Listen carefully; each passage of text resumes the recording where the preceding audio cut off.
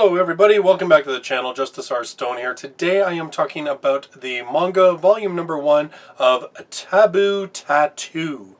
Now this is a super powered action adventure high school type story. It focuses on main character Seiji, who is a very atypical, stereotypical kid in this kind of thing. He is driven by this thirst of righteousness and justice.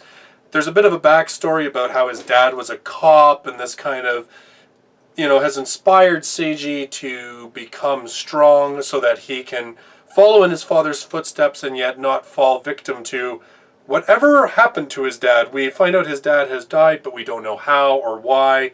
We just know that Seiji has it stuck in his head that strength is the key to not fall into that same issue. And so Seiji finds himself on the streets, and he helps this homeless man who is being attacked by a bunch of thugs. And in return, the homeless man says, "Here, I want you to grip this. Take this with you." And he holds this sort of stone, and it imprints a tattoo on Seiji's palm. That's what the palm. Anyway, so he finds out through a myriad of different things that this is not just some normal tattoo. In fact, he is attacked by this girl who appears to be about his same age, and she informs him that no, these are actually sort of these magical sort of seals that when they're exposed to the right element, they can activate certain powers within an individual. So heighten their physical abilities. Like, essentially it turns them into, like, Dragon Ball Z, dude. Like, that's what this is.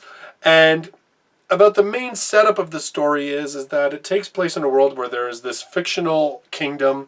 I get the real distinct vibe that it's supposed to be Middle Eastern. And it's directly in competition with the United States, and of course Japan, being an ally of the US, is kind of precariously being drawn into this situation that could turn into all-out war between this kingdom and the United States.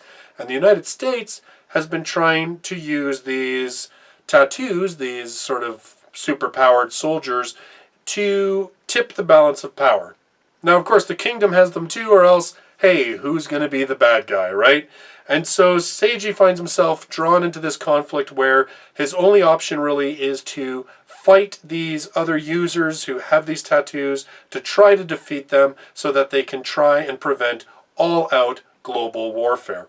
Now, the setup isn't super unique. It's, bad guy country. Got to beat the super-powered bad guys from the bad guy country. And I think that's really the big thing about Taboo Tattoo, is that there's not a lot here that you're going to find that's really, really unique. It's fun, don't get me wrong. About 2/3 of this first volume is nothing but people kicking each other's butts. It is nothing but action. There is only the smallest amount of story and setup in this first volume. It really is just about watching people let it rip with these powers of theirs. I mean, even the secondary characters are very sort of archetypal. We have the strong, knowledgeable, cute girl who is older than what she appears to be and knows about these powers and is going to train Seiji. And then we have his childhood friend who is the cute girl with big boobs who, has to be fondled by the girl with small boobs, who's the sort of like, it's just like everything that you have seen in any kind of action type anime, it's right here. And so there isn't a lot that I found to be totally unique in this first volume. Is it fun? Heck yeah. Is the story serviceable for what it tries to do? Well, yeah, absolutely. I mean, it gives you a really good basic setup about why these people have these powers, why it's important for them to defeat the people who have these powers that are evil. The book is kind of dark. One of the main villains, the one girl who is sort of training Seiji, her nickname is Easy. I don't know why they go with these terrible names, but anyway, her nickname is Easy. Well, Easy has a very lolicon type body, and we're supposed to feel okay about it because she's in reality quite a bit older. It's just that her body is kind of stunted in its development. But there's this one scene where she's fighting this guy, and he is like spouting stuff about how he's going to rape her, and like all sorts of foul stuff. Like, definitely not the kind of thing that you really want to be reading unless you're a little bit older. I mean, this is definitely not a manga for kids. As I said, it has its ecchi moments, its fan service moments. None of that stuff is left out. Taboo Tattoo is fun, it's sugary, but there is nothing in this first volume to suggest that this series is really all that unique from a dozen other same superpowered high schoolers fighting it out type series. There is going to be an anime of this, apparently releasing in July of this year. It'll be interesting to see sort of how it translates into an anime.